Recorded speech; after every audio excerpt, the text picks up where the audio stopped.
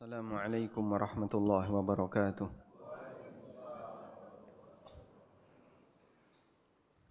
Alhamdulillah wassalatu wassalamu ala Rasulillah wa ala alihi wa sahbihi wa mawalah. Wa ashhadu an la ilaha illallah wahdahu la syarika lah wa ashhadu anna Muhammadan abduhu wa rasuluh sallallahu alaihi wa ala alihi wa sahbihi wa man tabi'al huda ila yaumil qiyamah. Alhamdulillah, puji syukur kita haturkan kehadirat Allah. Pagi ini kembali kita lanjutkan kajian rutin dengan membaca buku umur yang kedua. Kita masih membaca tentang beberapa dalil tentang wakaf yang dilakukan oleh orang masa silam di kalangan para sahabat atau nama-nama sahabat tertentu. Dan sekarang yang akan kita baca adalah wakafnya Nabi sallallahu alaihi wasallam. Rasulullah sallallahu alaihi wasallam itu kaya atau miskin? Kaya atau miskin? Kaya. Apa bukti kekayaan beliau?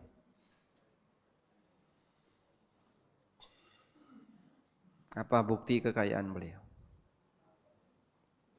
Kalau Nabi Sulaiman kaya atau miskin? Kaya sekali. Kalau Nabi Daud kaya, beliau raja. Nabi Muhammad sallallahu alaihi wasallam. Kalau Nabi Ayub tuh kaya sekali. Nabi yang punya harta banyak sekali itu Nabi Ayub. Tapi diuji oleh Allah terus dikembalikan lagi. Nabi yang beliau sangat miskin.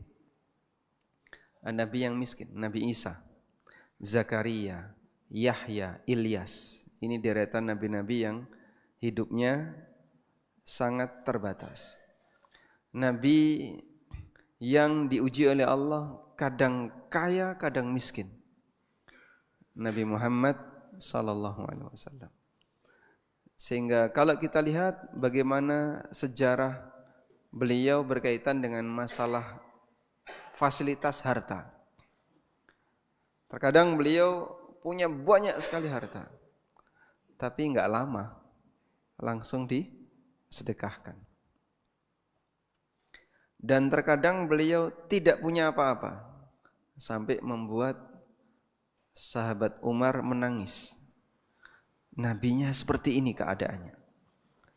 Maka Allah Subhanahu wa taala menjadikan Nabi Muhammad sallallahu alaihi wasallam imamus sabirin wa qudwatus syakirin. Ya, Rasulullah sallallahu alaihi wasallam jadi ada warnanya hijau.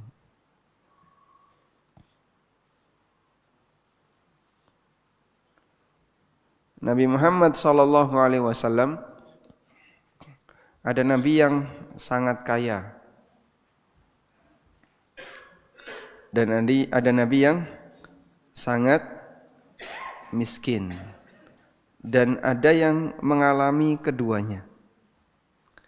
Ini semuanya pilihan Allah. Kurang jelas.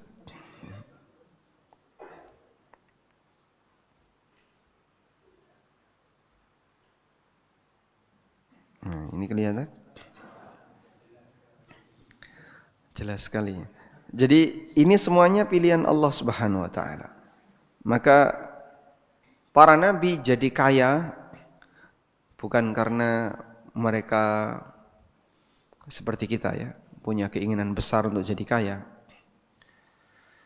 Para nabi kalaupun miskin, Allah Subhanahu wa taala jadikan mereka sebagai contoh bagaimana cara bersabar ketika jadi orang miskin. Dan ada yang mengalami keduanya. Seperti Nabi Muhammad sallallahu alaihi wasallam. Karena itu Nabi Muhammad sallallahu alaihi wasallam beliau adalah imam bagi orang yang sabar dan sekaligus imam bagi orang yang bersyukur. Beliau adalah Imamus Sabirin. Imam As-Sabirin. Artinya apa? Pemimpin bagi orang yang sabar.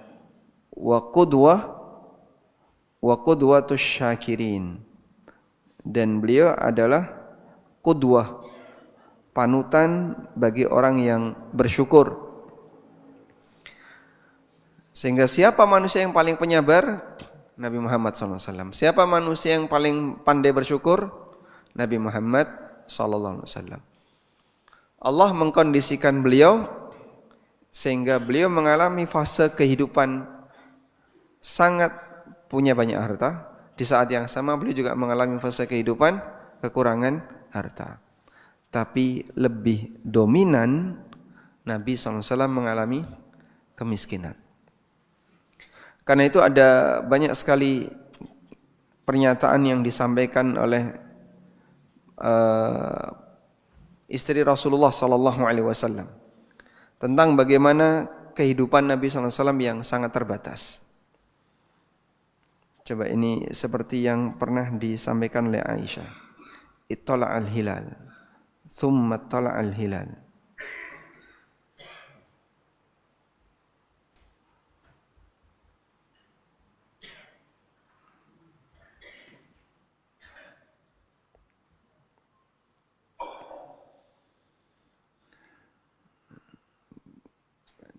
Baik, di sini.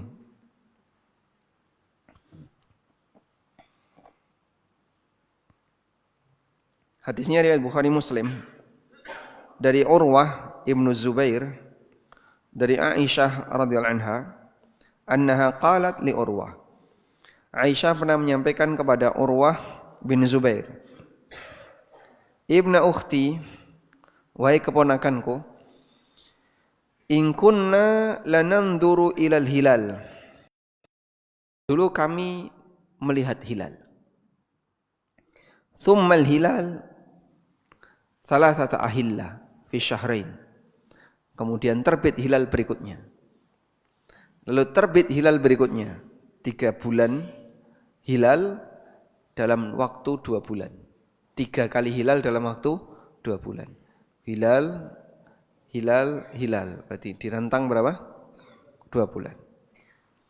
Wa ma uqidat fi abyati Rasulillah sallallahu alaihi wasallam narun. Sementara di rumahnya Nabi sallallahu alaihi wasallam dapurnya tidak ngepul. Selama 2 bulan berturut-turut. Kok dapurnya tidak ngepul, kenapa itu, Pak? Apa gasnya habis? Gimana? Tidak ada yang dimasak. Jadi mau masak apa? Enggak ada bahan yang bisa dimasak. Maka Anda bisa bayangkan selama 2 bulan berturut-turut enggak punya beras, tidak punya lauk, tidak punya sayur, tidak ada sesuatu apapun yang bisa dimasak.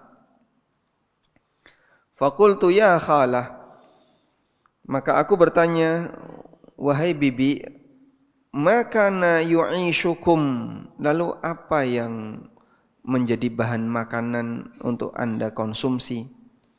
Qalat, kata Aisyah, al-aswadan, cuman makan kurma, at-tamru wal ma', kurma dan air.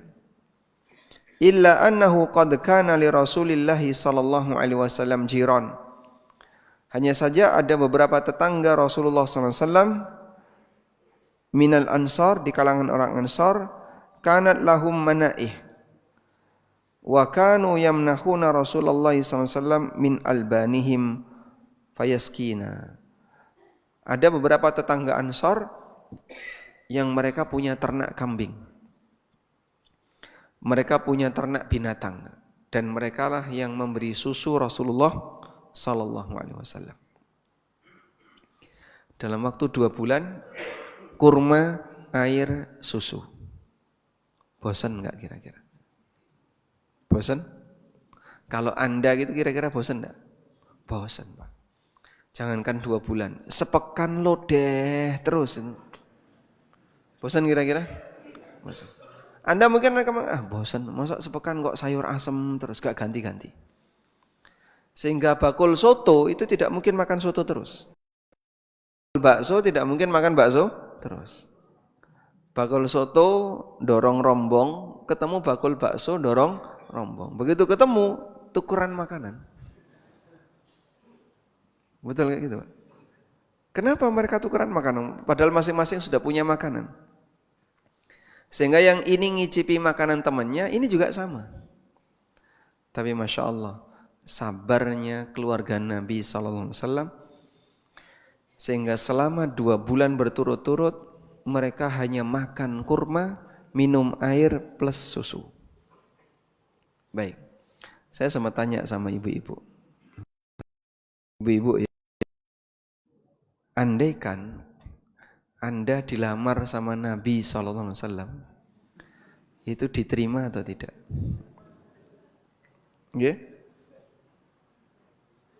Andaikan dilamar oleh Nabi SAW untuk dijadikan istri beliau yang kesekian belas, itu kira-kira lamarannya diterima atau tidak? Bayang nawes berat ya. Mungkin aku jadi istri beliau, kehidupannya berat, kehidupannya susah. Maka di antara konsekuensi menjadi istri Rasulullah SAW harus menanggung apa? Beratnya ujian hidup. Baik.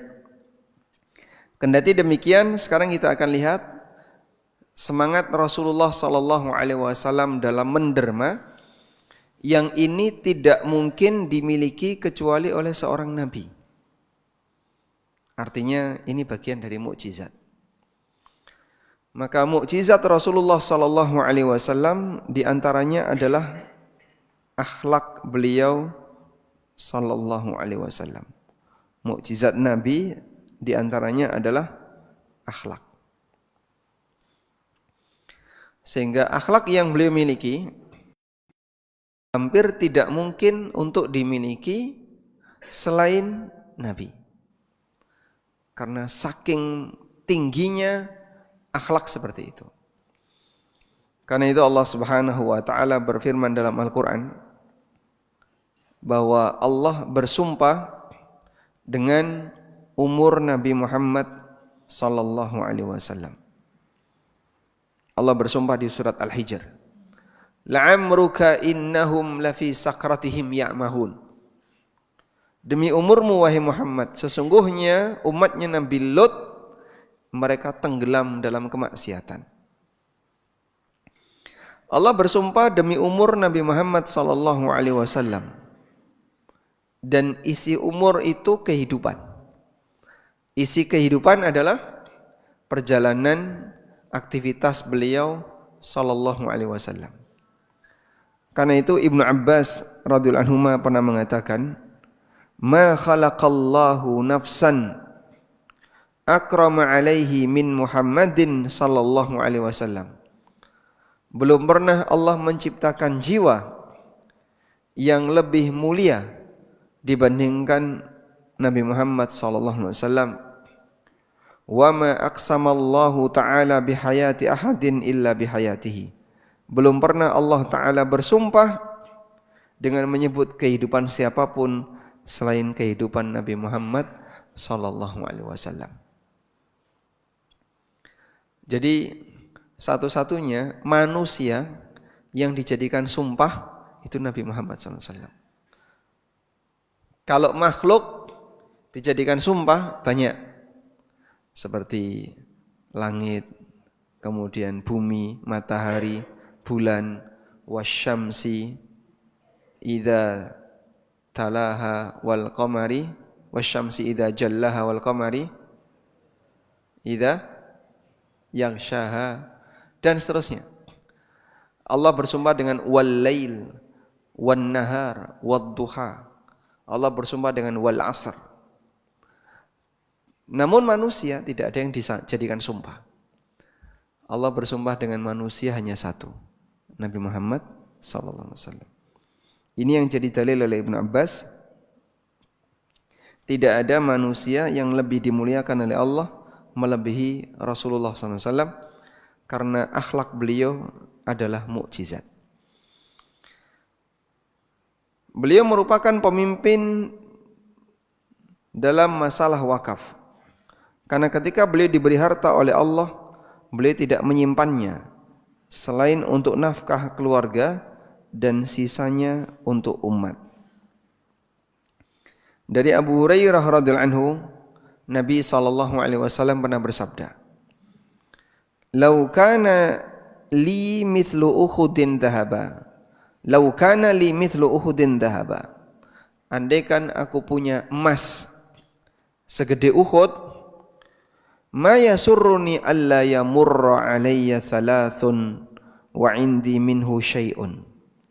Aku tidak ingin ada emas yang bertahan di tempatku selama 3 hari,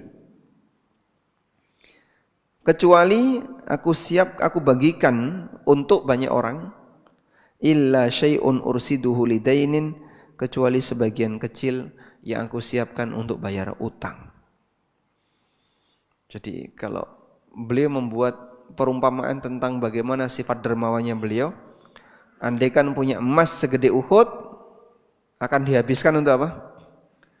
Sedekah. Dibagi-bagikan, disedekahkan, habis, kecuali hanya ngambil sedikit yang disiapkan untuk bayar utang. Sisanya habis. Dan ini tidak mungkin bisa dilakukan oleh manusia biasa. Ini salah satu di antara bukti apa Pak? Dermawannya Nabi sallallahu alaihi wasallam. Hingga saat beliau meninggal, semua hartanya untuk umat. Seperti pengakuan yang pernah disampaikan oleh Amr bin Harith. Amr bin Harith ini saudaranya Juwairiyah bintul Harith. Amr bin Harith ini berarti dari suku Yahudi, dari Bani apa namanya? Juwairiyah.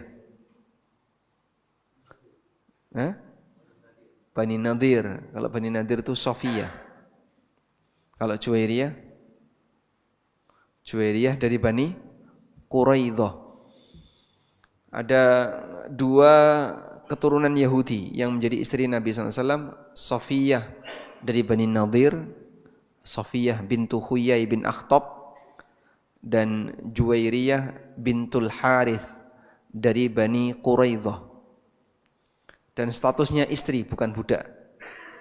Karena dimerdekakan kemudian dinikahi oleh Rasulullah sallallahu alaihi wasallam. Kata Amr bin Harith, "Ma taraka Rasulullah sallallahu alaihi wasallam dinaran wala dirhama wala abdan wala amatan."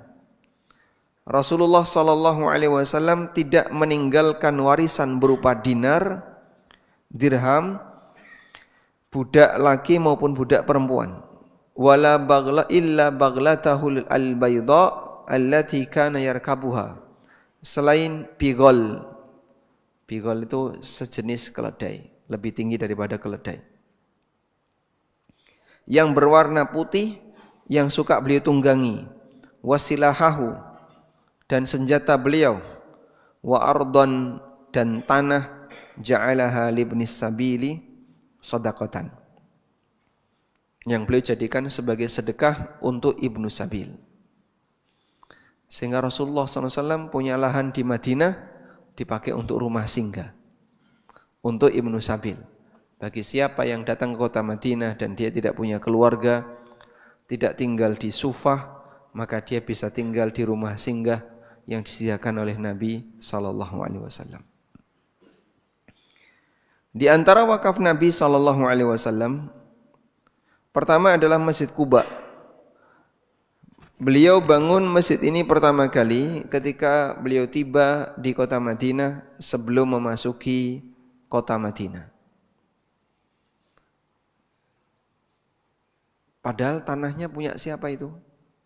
Ya, punya masyarakat Quba. Kok bisa Nabi SAW bangun masjid di situ? Tentu saja atas persetujuan dengan pemilik lahan. Kemudian Nabi SAW yang menginisiasi pembangunan pertama, sehingga status bangunan itu awalnya adalah wakaf Rasulullah sallallahu alaihi wasallam. Yang kedua, Masjid Nabawi di kota Madinah. Ini sebenarnya milik Bani Najjar. Dan Nabi sallallahu alaihi wasallam membelinya, tapi mereka enggak mau dibayar. Sehingga beliau memanggil, "Samminuni, samminuni." Kasih harga berapa, tak bayar. Tidak ya Rasulullah, itu untuk fisabilillah. Sehingga tidak perlu bayar, namun bangunannya yang menginisiasi Nabi Muhammad sallallahu alaihi wasallam. Dan kemudian setelah perang Khaybar, Masjid Nabawi itu diperluas sampai menjadi 1000 meter persegi. Sekarang luasnya mencapai 1 juta meter persegi. Jadi 1000 kali yang dulu. Itu sekarang. Kemudian beliau juga pernah wakaf 7 kebun yang dulu dimiliki oleh Yahudi bernama Mukhairik. Mukhairik terbunuh saat perang Uhud dan sebelum mati dia berpesan, "Jika aku mati maka hartaku untuk Rasulullah sallallahu alaihi wasallam. Silahkan beliau atur sesuai petunjuk Allah." Dan oleh Nabi sallallahu alaihi wasallam kebun-kebunnya Mukhairik diwakafkan. Nabi SAW mengambil hasil kebun itu untuk nafkah keluarga pemilik selama setahun. Sehingga keluarganya Mukhairik tetap mendapatkan hasil dari kebun tadi. Sementara sisanya beliau gunakan untuk pengadaan senjata, perlengkapan perang, dan kemaslahatan kaum muslimin. Dan masih banyak lagi wakaf-wakaf Rasulullah SAW yang mungkin tidak sempat diceritakan oleh sahabat atau tidak tertulis dalam sejarah. Namun yang jelas beliau adalah tokoh yang bisa kita jadikan panutan dalam masalah menderma. Baik. Mukhairik ini orang soleh atau orang jahat? Orang soleh. Jadi beliau Yahudi yang ikut membela kaum muslimin dan masuk Islam. Saya dulu punya teman di pondok namanya Mukhairik. Kita lanjutkan. Tapi dulu panggilannya Mukharik. Berikutnya wakaf itu sedekah jariyah. Dari Abu Hurairah radhiyallahu anhu, Rasulullah sallallahu alaihi wasallam bersabda, "Idza matal insan inqata'a 'amaluhu illa min thalathah." Apabila manusia mati, maka seluruh amalnya akan terputus kecuali 3 amal. Sebutkan apa saja? Sebentar dulu, kita cari yang ngantuk dulu. Yang ngantuk pertama siapa di sini, Pak? Apa saja 3 amal yang tidak putus? Sedekah jariyah, ilmu manfaat, anak saleh yang mendoakan. Baik. Apa yang dimaksud dengan sedekah jariyah? Kita lihat di sini. Jariyah artinya sesuatu yang terus mengalir. Sungai surga dikatakan oleh Allah tajri min tahtihal anhar. Sungai surga itu mengalir di bawahnya. Sehingga bukan sungai yang mandek. Ya. Kayak di tempat kita kan banyak sungai mandek. Kenapa Pak? Dibuntu sama sampah. Sehingga airnya tidak mengalir. Sungai surga tajri, terus mengalir. Dan sungai surga itu tidak punya wadah, tidak ada cekungan. Sehingga dia mengalir di permukaan tanah tanpa cekungan. Anharul jannati bila jarat subhana mumsikiha anil faydan. Ini kata Ibnu Qayyim dalam qasidah Nuniyah. Sungai surga itu mengalir di permukaan tanah bila ukhdud, tanpa batas, tanpa cekungan. Jadi kalau sungai di tempat kita kan ada cekungannya. Airnya berada di dalam cekungan itu. Kalau luber, banjir. Sungai surga di atas permukaan. Di atas permukaan tanah dan gak luber. Subhana mumsikiha anil faidan. Maha suci zat yang menahannya sehingga tidak luber. Bayanginnya gimana Pak? Gak usah dibayangin. Nah, sebab surga tidak bisa dibayangkan. Disebut sedekah jariyah karena pahalanya terus mengalir. Para ulama menjelaskan bahwa yang dimaksud dengan sedekah jariyah dalam hadis ini adalah wakaf. Nah, makna sedekah jariyah adalah wakaf. An-Nawawi menjelaskan hadis ini dengan mengatakan, wa kadzalika shadaqatul jariyatu wa hiyal waqfu. Demikian pula di antara amal yang terus mengalir adalah sedekah jariyah dan itu merupakan wakaf. Al-Khatib Asy-Syarbini, ulama Syafi'iyah, beliau juga menjelaskan yang semisal.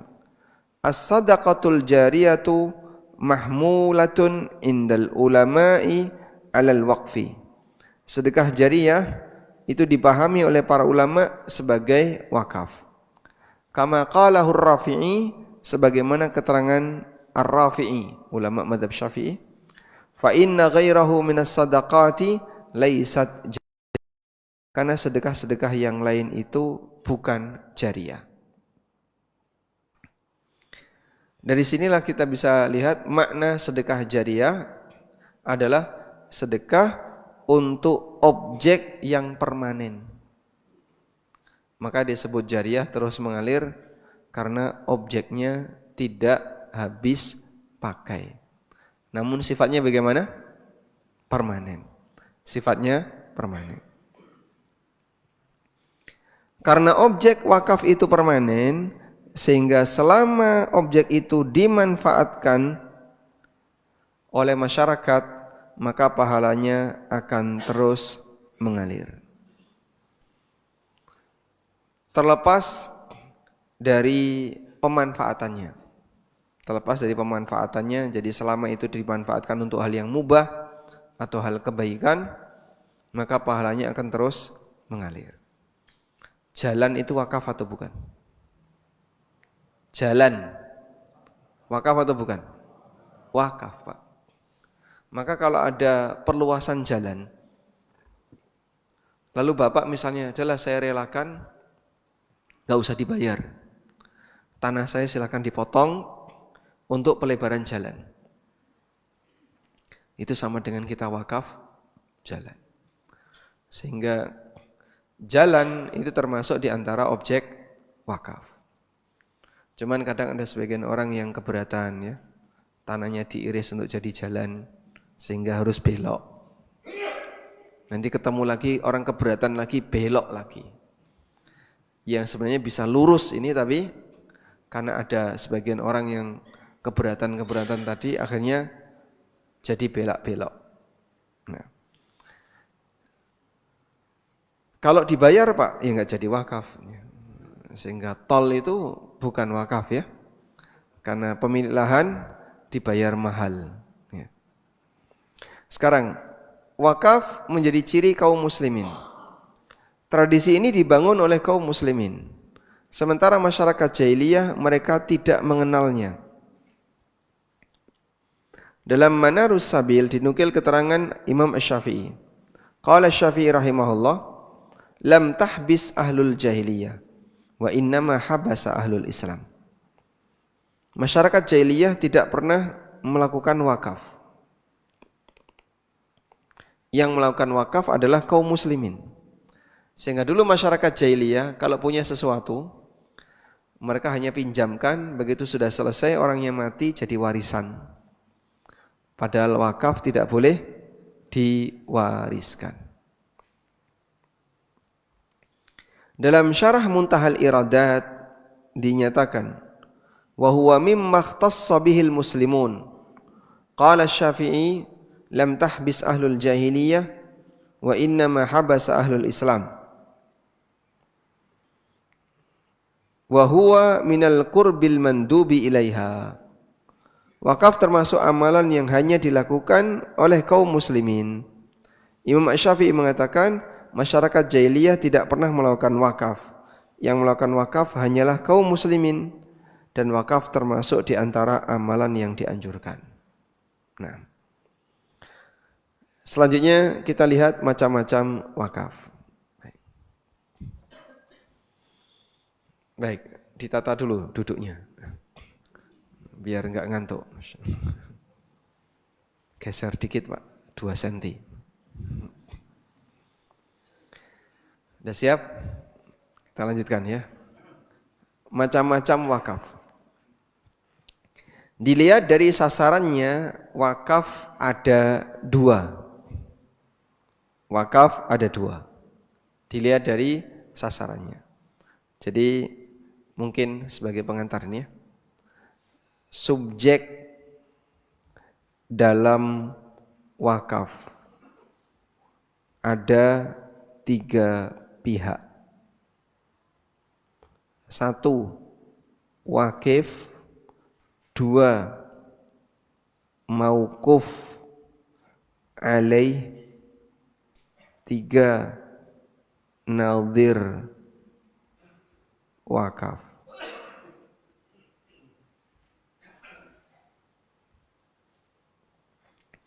Wakif itu berarti pewakaf. Mauquf alaih artinya penerima manfaat wakaf. Nadhir wakaf berarti pengelola. Baik.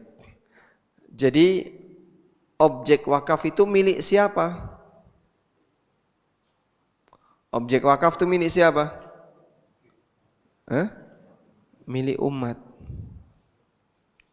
Orang kalau sudah wakaf itu sama dengan melepas kepemilikan. Jadi dia ngiris sebagian hartanya dan dia serahkan fisabilillah. Maka objek wakaf itu milik umat, bukan milik nadhir. Oleh karena itu, kalau si A wakaf tanah misalnya melalui ormas X, apakah tanah ini jadi milik ormas? Jadi miliknya atau tidak? Tidak.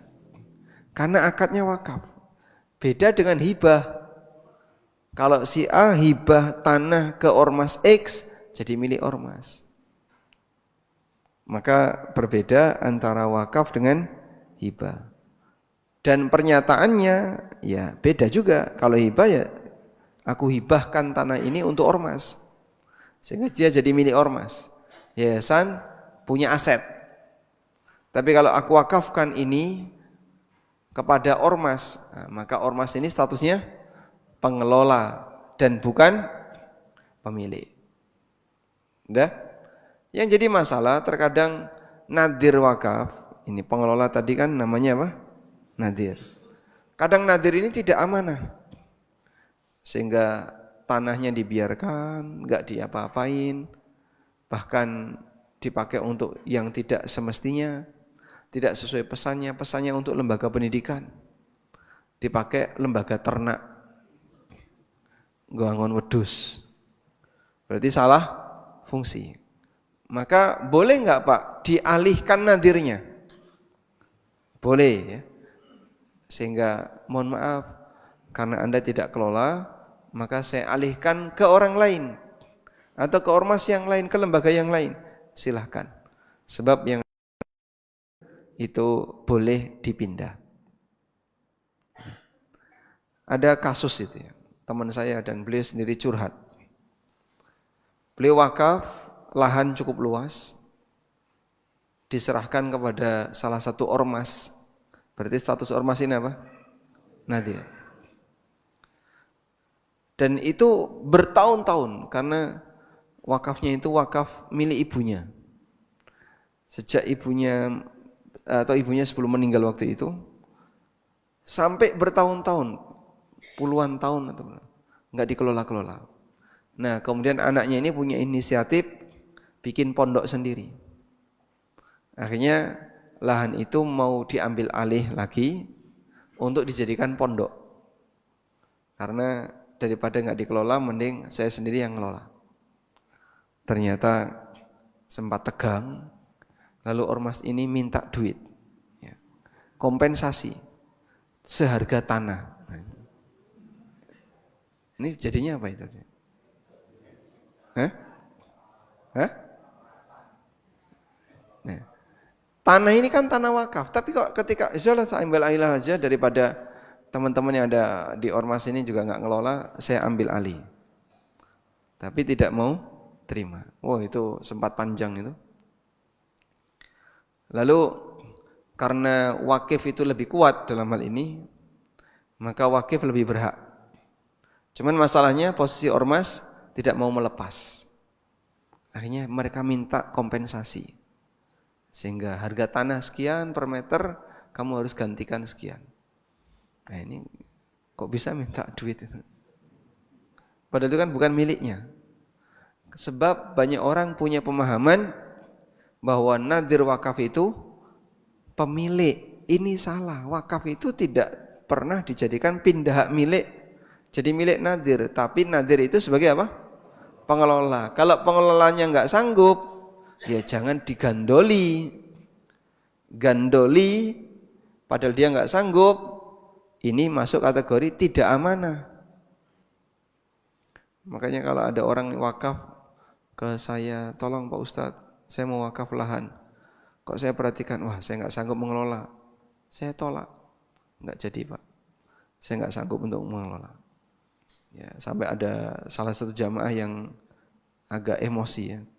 Saya itu pengen wakaf. Iya silahkan, tapi saya nggak sanggup.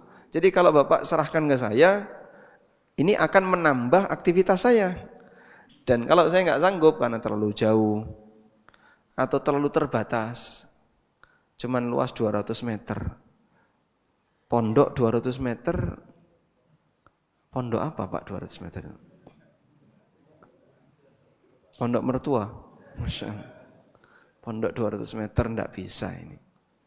Dipakai TPA, ya mungkin bisa TPA warga, tapi siapa yang harus ngelola, sering datang ke sana untuk memantau? Dah saya nggak sanggup, akhirnya mohon maaf saya nggak sanggup. Tapi kalau Anda jual, jadi duit, kemudian digunakan untuk perluasan lahan, masjid yang butuh dan seterusnya, nah itu mungkin bisa dilakukan. Baik, kita lanjutkan. Nah, di sini berkaitan dengan sasaran wakaf. Berarti penerima manfaat wakaf. Yang dimaksud sasaran di sini apa? Penerima manfaat wakaf. Penerima manfaat wakaf. Ada dua. Pertama, ada wakaf yang disebut dengan wakaf khairi, yaitu wakaf yang sasaran penerimanya adalah masyarakat secara umum. Contoh, wakaf masjid untuk kaum muslimin, wakaf sumur, wakaf lembaga pendidikan, wakaf tanah untuk umat dan seterusnya. Itu namanya wakaf khairi. Yang kedua ada wakaf yang disebut dengan wakaf dzurri. Itulah wakaf yang penerimanya diperuntukkan bagi kerabat dan keturunan. Boleh Pak kayak gitu? Boleh. Sehingga yang berhak memanfaatkan hanya keluarga wakif. Bisa keluarga dengan makna yang luas sehingga mencakup tunggal canggah itu masih keluarga. Dalil mengenai disyariatkannya wakaf dzurri adalah hadis dari Anas bin Malik radhiyallahu anhu. Beliau menceritakan tentang wakafnya Abu Talha. Abu Talha radhiyallahu anhu pernah wakaf kebun yang paling bagus. Kemudian Abu Talha melaporkan itu kepada Nabi SAW. Dan beliau menyampaikan, inna ahabba amwali ilayya Bairuha. Harta yang paling aku cintai adalah kebun Bairuha. Wa innama hiya sadaqatun lillah. Statusnya akan aku jadikan sebagai sedekah untuk Allah. Arju birraha wa dhukhraha indallah. Aku berharap semoga bisa jadi pahala yang disimpan di sisi Allah. Fadhaha ya Rasulullah haitsu arakallah. Ya Rasulullah, silakan Anda atur sesuai dengan petunjuk Allah. Menanggapi hal itu, Nabi SAW kemudian mengatakan, bah dzalika malun rabih, bah dzalika malun rabih. Ini harta yang mahal ini. Harta yang mahal. Aku sudah mendengar apa yang kau ucapkan, dan menurutku sebaiknya kau sedekahkan untuk kerabat. Anas mengatakan Abu Talha radhiyallahu anhu menyedekahkan kebun itu untuk para kerabatnya. Sedekah yang dimaksud apa? Hasil. Sedekah hasil. Nah, maka orang bisa melakukan wakaf dzurri seperti ini dengan cara memberikan sebagian hartanya untuk semua anak keturunannya misalnya. Itu namanya wakaf dzurri. Objek yang menjadi wakaf dzurri tidak bisa diwariskan, sehingga objek itu memiliki atau dimiliki bersama untuk semua anggota keluarga wakif. Anggota keluarga pemberi wakaf. Salah satu boleh ditunjuk sebagai nadhir dengan upah atau gaji sesuai kesepakatan. Misalnya rumah tabon. Tahu rumah tabon, Pak? Nek wong Jawa ngerti nggih? Baik. Bapak pesan, tolong rumah ini jangan dijual. Pokoknya nanti dipakai kumpul seluruh anak keturunan Bapak. Pokoknya jangan dijual. Kasihkan ke masjid, Pak. Jangan. Jangan dijual kok, malah kasihkan ke masjid. Pokoknya ini untuk seluruh anak keturunan Bapak. Nanti nek kalian pulang kampung di sini silahkan semuanya di sini ngumpul. Ini tidak boleh dijual, tidak boleh jadi milik pribadi, tapi milik bersama. Boleh nggak kayak gini? Boleh atau tidak? Hah? Berarti ada harta yang tidak diwariskan. Ada harta yang tidak diwariskan. Nah, statusnya wakaf dzurri tadi. Kalau bapaknya ngerti wakaf dzurri, bisa langsung beli wakafkan. Rumah ini aku wakafkan untuk seluruh anak keturunanku, dikelola anak pertama. Maka anak pertama tinggal di situ, yang rawat rumah, tapi kepemilikan rumah itu jadi milik bersama. Sehingga misalnya rumah itu atau ada anak yang pulang dari Jakarta, dari ini, nanti ngumpul di rumah itu. Mereka tetap punya rumah pegangan. Itulah rumah tabon. Jadinya apa? Wakaf dzurri. Di antara syarat wakaf dzurri adalah tidak boleh dikhususkan untuk sebagian keturunan. Karena ini bisa memicu permusuhan antar anggota keluarga.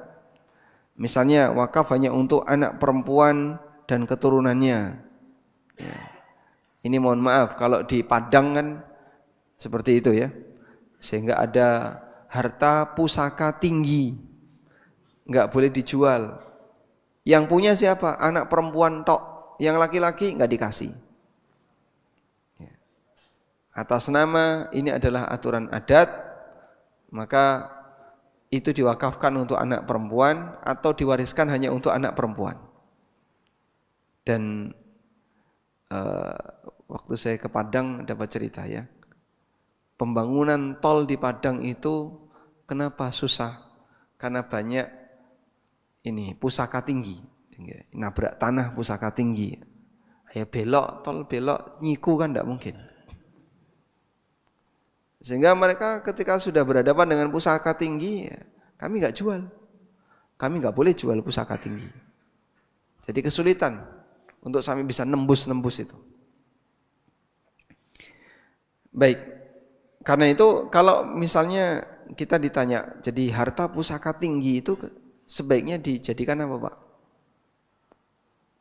Wakaf dzurri.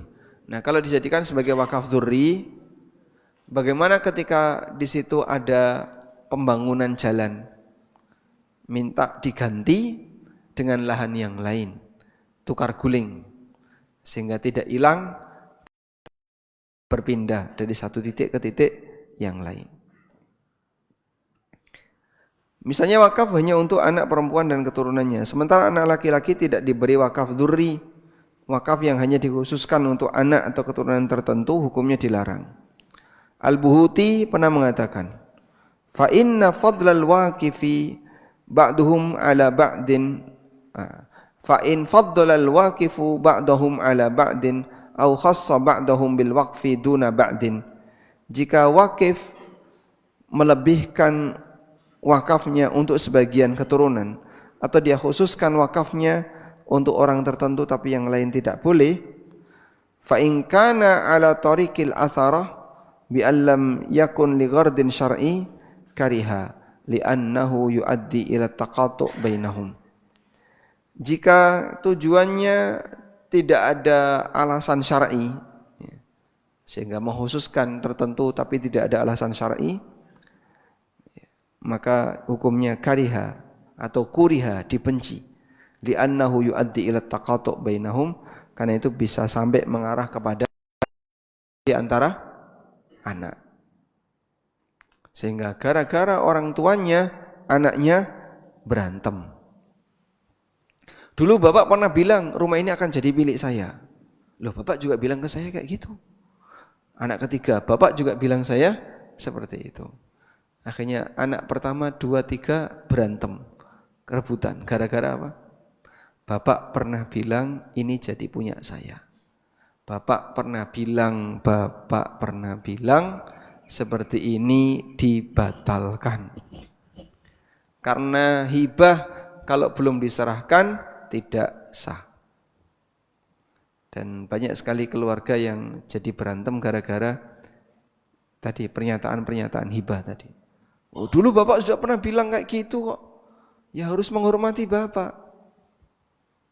Yang satunya juga bilang yang sama. Dulu bapak juga bilang ke saya kayak gitu. Terus jadinya gimana? Kita miliki bersama. Nah, dibagi sesuai dengan jatah waris. Jika tidak diwakafkan. Walhamdulillahirabbil alamin. Baik, mungkin itu yang bisa kita sampaikan. Semoga yang kita bahas ini bermanfaat. Wassallallahu ala nabiyyina Muhammadin wa ala alihi wa sahbihi wasallam. Silakan, Pak.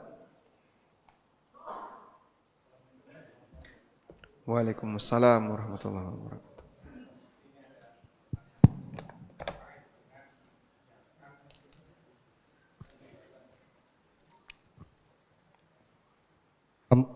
Minggu kemarin kalau nggak salah Pak Ustadz bilang kalau kita jual tanah itu nanti zakatnya itu setelah uangnya itu kan mengendap selama setahun. 1 tahun. Nah, sekarang pertanyaannya kalau misalnya sebelum dia itu mengendap selama 1 tahun, uang tadi dipakai untuk membeli bangunan, sehingga uang hasil penjualan lahan tadi dipakai semuanya untuk membeli, istilahnya untuk membeli sesuatu semuanya gitu. Jadi udah habis untuk membelikan itu, apakah itu tetap kena zakat? Iya. Terus kemudian yang kedua, andai kata kita menyewakan rumah, kita kan nggak tahu siapa yang nyewa pada saat itu. Kebetulan setelah berjalan, yang nyewa rumah itu kan non muslim, dia memelihara anjing. Nah kebetulan anjingnya itu ada di dalam rumah itu. Apakah kan kita karena itu sudah kontraknya udah jalan, kan kita nggak bisa memutuskan. Apakah kalau misalnya tahun berikutnya dia mau memperpanjang, kita memperbolehkan apa tidak, karena permasalahan dia memelihara anjing di dalam rumah tadi. Terus kemudian yang ketiga, mungkin ini barusan tadi Pak Ustadz yang wakaf dzuri tadi.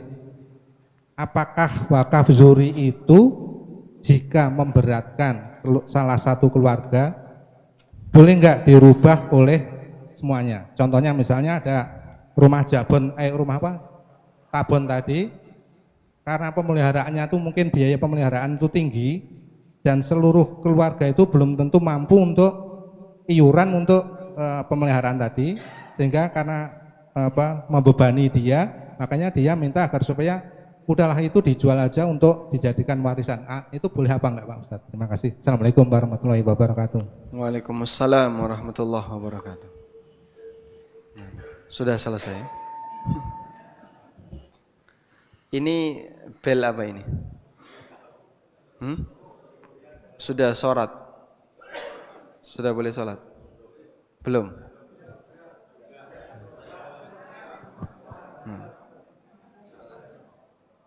Baik. Kita bahas yang pertama dulu. Yang pertama, apa tadi Pak? Zakat.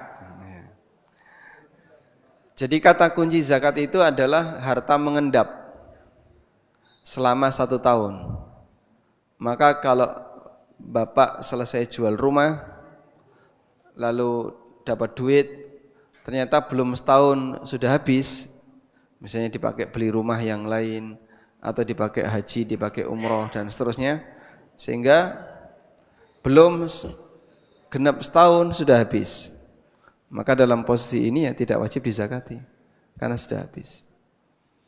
Yang kedua, berkaitan dengan perawatan rumah tabon tadi. Sewa rumah. Sewa rumah yang nyewa non muslim dan dia memelihara anjing. Sebenarnya tahu latar belakang penyewa itu penting. Maka mungkin sebelum akad sewa dilakukan, Bapak minta fotokopi KTP. Kalau tanya agama kan mungkin dia tersinggung ya. Agamamu apa? Nah, mungkin dia tersinggung. Tapi coba kirimkan KTP dulu. Nah, dia kirim fotokopi KTP. Udah? Nah, di situ kan tertera agama 0 misalnya. Kalau sudah kelihatan, maka berikutnya Bapak kasih syarat. Ya, boleh nyewa di sini, tapi syaratnya 1, tidak boleh dipakai mabuk. Kamu jangan minum khamr di sini. 2, tidak boleh merawat anjing. 3, 4, 5, kasih syarat. 100 syarat. Kalau dia bersedia, lanjut. Kalau dia nggak bersedia, ya Bapak cari konsumen yang lain. Di hotel saja itu selalu ada syarat ya. Apa yang nggak boleh dibawa masuk hotel? Binatang ternak itu nggak boleh. Sehingga orang bawa anjing, binatang piaraan itu nggak boleh. Orang bawa anjing kan nggak boleh di hotel. Bawa kucing nggak boleh. Duren nggak boleh. Ngerokok ada yang boleh, ada yang tidak boleh. Nah, jika hotel saja ada syarat seperti itu, maka sebenarnya rumah kontrakan kita juga bisa kita kasih syarat kayak gitu. Pertanyaannya, bagaimana kalau sudah terlanjur? Kalau sudah terlanjur, mungkin bisa ditegur, Mas jangan memelihara anjing di rumah. Kalau kamu tetap harus memelihara anjing, maka tolong dibersihkan sebelum pergi rumahnya. Dengan cara demikian, nanti dia sendiri yang harus bertanggung jawabnya, yang harus bertanggung jawab dengan kotoran anjing atau najis anjing. Kemudian untuk wakaf rumah tabon tadi, kalau semua anaknya tidak ada yang sanggup mengelola, bagaimana?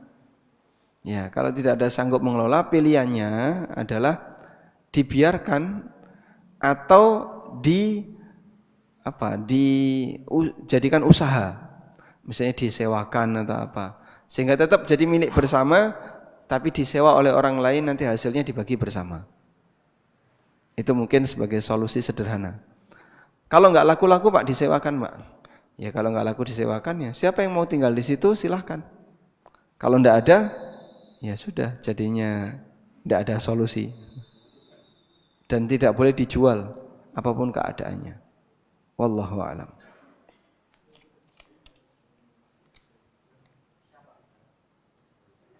Masya Allah, silakan.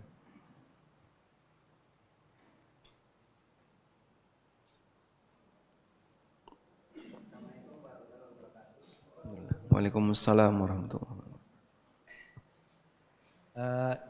Terkait dengan wakaf duri, itu untuk wakaf anggota keluarga. Itu kalau sekarang untuk bikinnya sertifikat atas nama siapa, Pak? Kira-kira seperti itu. Terima kasih. Assalamualaikum warahmatullahi wabarakatuh. Waalaikumsalam warahmatullahi wabarakatuh. Untuk wakaf dzurri, bikin sertifikat atas nama siapa? Ada dua solusi. Satu, dibuat yayasan keluarga.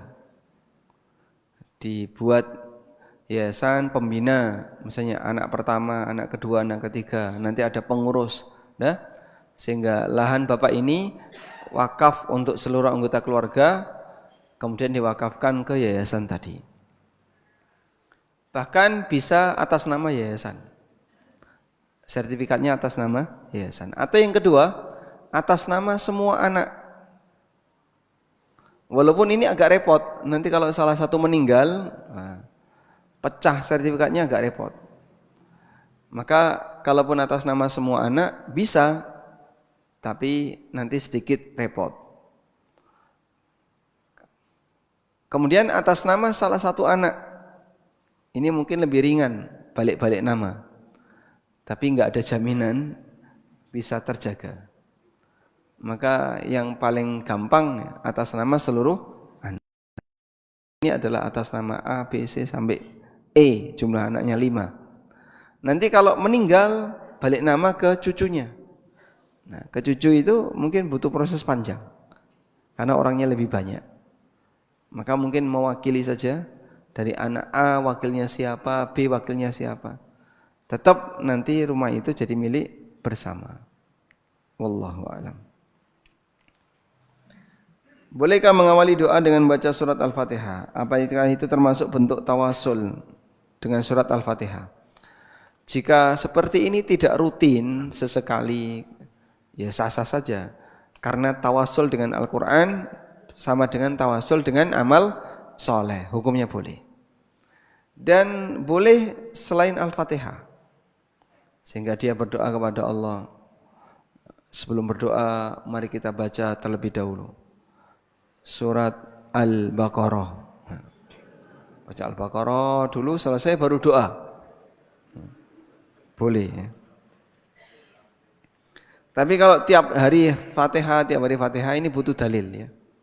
Sehingga setiap kali mau berdoa Fatihah, itu kira-kira landasannya apa? Kalau tidak ada, berarti sebenarnya boleh semua surat dibaca sebagai tawasul doa. Assalamualaikum waalaikumsalam. Adakah solusi lembaga yang membantu menyelesaikan utang riba agar bisa diangsur tanpa riba? Solusi utang riba. Lembaga solusi utang riba. Saya kesulitan untuk nyari ya. Kalau perorangan mungkin ada. Cari bank thayyib, orang baik ya, yang bisa meminjamkan dana tanpa bunga untuk menutupi utang. Nanti Anda nyicil ke dia tanpa bunga. Wallahu a'lam. Tapi kalau pembelian aset, mungkin ada sebagian BMT yang bisa melaksanakan secara syar'i untuk pembelian aset. Cuman kalau anjak piutang seperti ini, saya punya utang di tempat A, tempat B, tak lunasi dulu, pinjam uang. Nah, kayak gini kayaknya jarang yang bisa melakukan akad syar'i. Baik, demikian. Semoga apa yang kita bahas ini bermanfaat. Allahumma anfa'na bima 'allamtana wa 'allimna ma yanfa'una warzuqna ilma. Wa sallallahu ala nabiyyina Muhammadin wa ala alihi wa sahbihi wa sallam. Wa akhiru da'wana anil hamdulillahi rabbil alamin. Wassalamualaikum warahmatullahi wabarakatuh.